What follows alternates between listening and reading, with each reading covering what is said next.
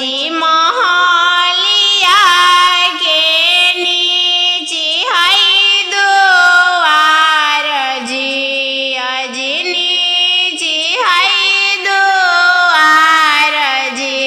आज महले के ऊपर दुल्हा मौरिया पहने जी। आज महला के ऊपर दुल्हा मौरिया पहने जी।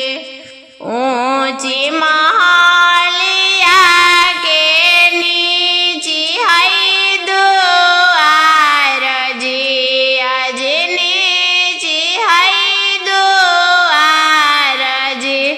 आज महला के ऊपर दुल्हा साटवा पहने जी।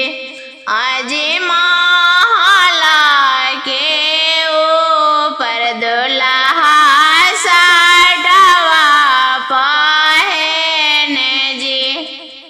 मौरिया पहने दुल्हा माने माने सोचे जी। आज माने माने सोचे जी। आज काहे नहीं आएलन अपन बहनोइया जी। आज काहे नहीं आएलन न जानो बहनोइया जी। सटवा पहने दुल्हा माने माने सोचे जी। आज माने माने सोचे जी। आज काहे नहीं आएलन अपन बहनोइया जी।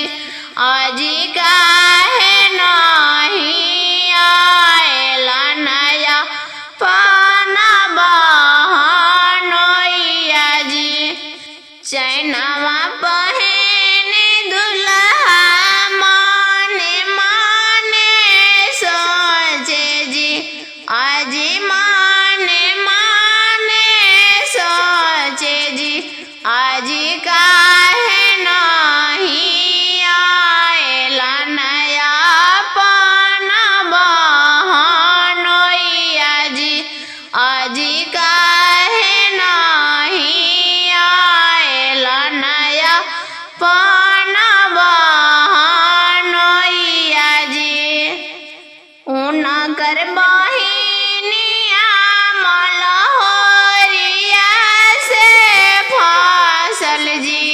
आज लाज नहीं आएलन अपन बहनोइया जी। उनकर